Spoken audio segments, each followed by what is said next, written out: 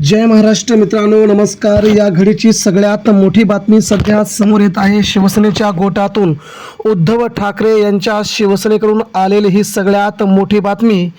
Supreme कोर्टामध्ये एकनाथ शिंदे यांच्या शिवसेनेला पहिला मोठा तगडा झटका। कपिल सिब्बल यांनी अखेर ठाकरेंच्या शिवसेनेला न्याय मिळवून देण्याचं ठरवलं आणि घडलंही तसंच मित्रांनो। आज सुप्रीम कोर्टाच्या या सगळ्यात मोठ्या निर्णयाकडे अवघ्या देशाचं लक्ष आणि महाराष्ट्रातून भारतीय जनता पार्टी देखील उद्धव ठाकरे यांच्या बाजूनं। नेमकं काय घडतंय मित्रांनो, देश पातळीवरती सध्या भारतीय जनता पार्टीचा चेहरा आता बेनकाब होऊ लागला आहे आणि याला जबाबदार म्हणजे एकनाथ शिंदे यांच्या शिवसेनेने ज्या प्रकारे उद्धव ठाकरे यांचे आमदार खासदार फोडून महाराष्ट्रात त्यांचं नाव खराब केलं आहे, त्या दृष्टीनं भाजपचं देखील नाव आता खराब होण्यास सुरुवात झाली आहे आणि सर्वसामान्य जनता देखील आता त्यांच्या विरोधात आवाज उठवू लागली आहे। म्हणजेच पाहायला गेलं तर देशाच्या राजकारणामध्ये लोकशाही कुठे राहिली आहे का, असा प्रश्न सध्या विचारला जातोय। सुप्रीम कोर्टाने आता देवेंद्र फडणवीस यांच्यासह एकनाथ शिंदेंना जबरदस्त झटका दिला आहे। महाराष्ट्रामध्ये वेगवेगळी आंदोलनं सुरू असताना या आंदोलनामध्ये भाजपच्या नेत्यांची नावं घेऊन आंदोलनं करायची नाहीत का, ही काय हुकुमशाही आहे का, असा रोखठोक सवाल देवेंद्र फडणवीस यांच्यासह एकनाथ शिंदे यांना मुंबई उच्च न्यायालयाने लगावला आहे। अमित शहा मुर्दाबाद, भारतीय जनता पार्टी मुर्दाबाद अशा प्रकारच्या घोषणांनी मुंबईमध्ये आंदोलन झाले होते। या आंदोलनाच्या दरम्यान उच्च न्यायालयामध्ये भाजपच्या काही नेत्यांनी याचिका दाखल केली होती।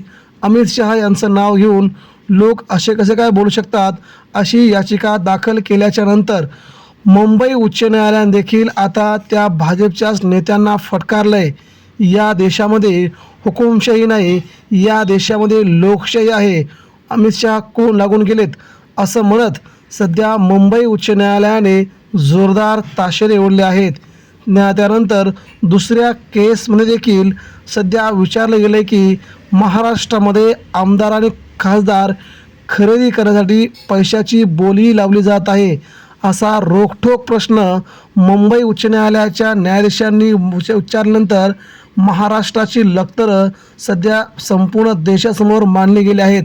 या महाराष्ट्रामध्ये सध्या या राजकीय नेत्यांनी महाराष्ट्राची अस्मिता पणाला लावून असून राज्यात नेमकं चाललंय काय, असा प्रश्न सध्या एकनाथ शिंदेंच्या शिवसेनेला आणि भाजपला मुंबई उच्च न्यायालयाने विचारला आहे।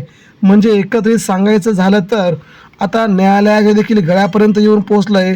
आता इथून पुढे भाजपच्या आणि एकनाथ शिंदेंचे दिवस फिरणार, ही मात्र कोणीही नाकारू शकत नाही।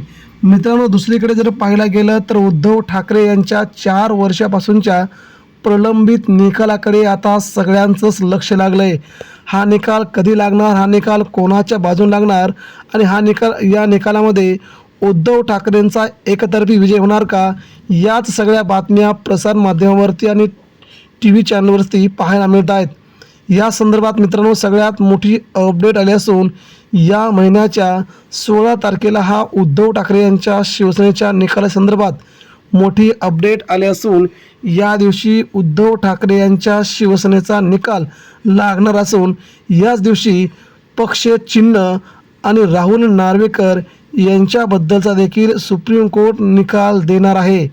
तत्पूर्वी या निकालाच्या संदर्भात शिवसेनेचे वकील असणारे कपिल सिब्बल यांनी सगळ्यात मोठं वक्तव्य करून महाराष्ट्रामध्ये शिंदेगटाची हवा टाईट करून शिंदेगटात वादळ निर्माण केलं आहे। गेल्या 4 वर्षापासूनचा पेंडिंग निकाल हा आपल्या बाजूने लागणार, असं मोठं वक्तव्य कपिल सिब्बल यांनी केल्याबरोबर राज्याच्या राजकारणात खळबळ उडाली असून आता हा निकाल जर ठाकरेंच्या बाजूने लागला तर मात्र एकनाथ शिंदे यांची शिवसेना भाजपा मात्र यांना तोडून दाखवायला जागा नसेल, कारण की पक्षचिन्ह देखील आपल्या बाजूने येईल असं कपिल सिब्बल यांनी म्हटलं आहे। त्यामुळे मित्रांनो आता पुढील 8 दिवसामध्ये महाराष्ट्र राजकारणात काय घडतंय ते आपल्याला बघावं लागेल। धन्यवाद।